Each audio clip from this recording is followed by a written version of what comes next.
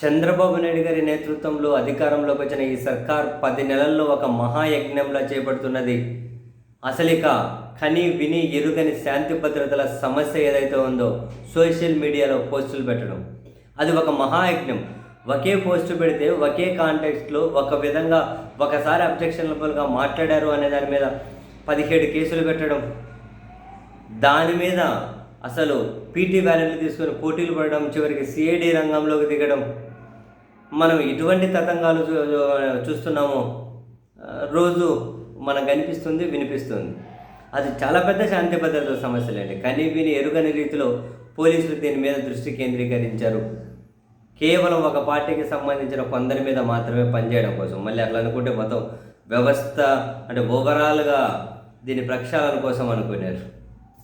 ఈ క్రమంలో వీళ్ళు సోషల్ మీడియాలో పెట్టిన పోస్టుల మీద అరెస్ట్ చేసేటప్పుడు అంటే బిఎన్ఎస్ 111 ఆ సెక్షన్ మీద పెడుతూ ఉంటే హైకోర్టు పోలీసులను ఇప్పటికీ చాలాసార్లు అడిగి ఉన్నారు. అసలు ఈ సెక్షన్ ఎలా వర్తిస్తుంది, ఈ సెక్షన్ ఎలా వర్తిస్తుంది, మీరు సమాధానం చెప్పండి అని. నాకు ఆశ్చర్యం అనిపిస్తుంది. హైకోర్టు వరకు వెళ్ళారు, ఈ సెక్షన్ ఎలా వర్తిస్తుందో సమాధానం చెప్పమని చెబుతూ ఉన్నారు. పదే పోలీసులను వాళ్ళు అడుగుతూనే ఉన్నారు హైకోర్టు. కానీ మరొక వైపు ఏం జరుగుతుంది, ఈ సెక్షన్ల కింద ఉన్నోళ్ళేమో ఇంకా జైల్లోనే మగ్గిపోతున్నారు. పోలీసులు కొత్తగా మళ్ళీ ఇదే సెక్షన్ల కింద కేసులు పెడుతూ ఉన్నారు. ఈ సెక్షన్ల కింద మళ్ళీ మేజిస్ట్రేట్ దగ్గరికి తీసుకెళ్తున్నారు. వాళ్ళు 4 లైన్లు రాసేసి 14 రోజులు రిమాండ్ అని వాళ్ళు రిమాండ్కి పంపిస్తూనే ఉన్నారు. ఇక్కడ హైకోర్టు ఏమో పోలీసులను అడుగుతూనే ఉంది. ఈ సెక్షన్ల కింద ఉండే వాళ్ళేమో జైల్లో మరోవైపు ఉంటూనే ఉన్నారు. పోలీసులు కొత్తగా మళ్ళీ ఇలాంటి కేసులకి సంబంధించి మళ్ళీ ఇలాంటి సెక్షన్లో పెడుతున్నారు. మేజిస్ట్రేట్ దగ్గరికి తీసుకెళ్తున్నారు. వాళ్ళేమో డైరెక్ట్ రిమాండ్. ఎక్కడే కూడా విచారణ అనే మాట వినిపిస్తలేదు మేజిస్ట్రేట్ల నుండి. అక్కడేమో హైకోర్టు అడుగుతూనే ఉంది. బేసిక్గా మరి ఈ సెక్షన్లు వర్తిస్తాయా, వర్తించవా, ఎట్లా వర్తిస్తాయో చెప్పండి అని ఎవరు అడగాలి? కింద మెజిస్ట్రేట్ల డ్యూటీ ఏంటి? మామూలుగా సరే, నాకు పెద్ద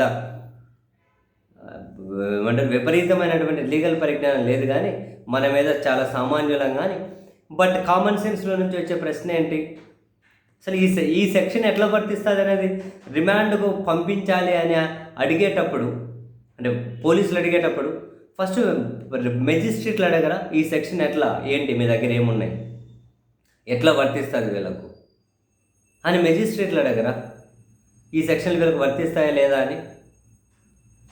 దీనివల్ల పెద్ద శాంతి భద్రతల సమస్య ఏమేమి తలెత్తింది, దీనివల్ల ఏమేం పరిణామాలు జరిగిపోయినాయి అని చెప్పి మెజిస్ట్రేట్లు అడగరా?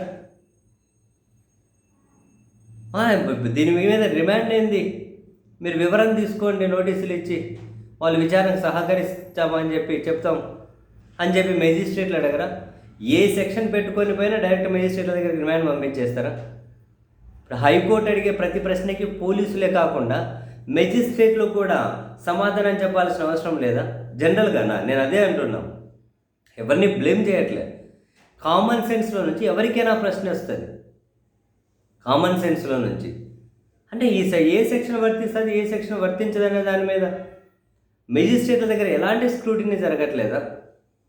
మరి అంత పోయిన వాళ్ళందరినీ కనుక రిమాండింగ్కి పంపించి అంత యాంత్రికంగా మెజిస్ట్రేట్లు వ్యవహరిస్తే మరి ఈ సిస్టమ్ కరెక్ట్ యాంగిల్లోనే పనిచేస్తూ ఉందా? నేను మళ్ళీ చెబుతున్నా, మనం ఎవరిని బ్లేమ్ చేయట్లేదు. కామన్ సెన్స్లో నుంచి వచ్చే ప్రశ్నలు ఇవన్నీ కూడా. మరి హైకోర్టు వ్యాఖ్యలు పోలీసులు ఒకరే బాధ్యత వహించాలా, లేకుంటే సిస్టంలోనే మరో వ్యవస్థలో కీలకంగా ఉన్న వాళ్ళు కూడా బాధ్యత వహించాలా? కామన్ సెన్స్లో నుంచి మీకు అనిపిస్తే ఆలోచించండి. ఇంకా అసలైన వ్యక్తులకు కనుక అనిపిస్తే వాళ్ళు ఆలోచించుకుంటే ఇంకా మంచిది. మనం ఏం చేస్తున్నాం, వ్యవస్థను కాపాడడానికి మన పనితీరు ఎలా ఉంది అని.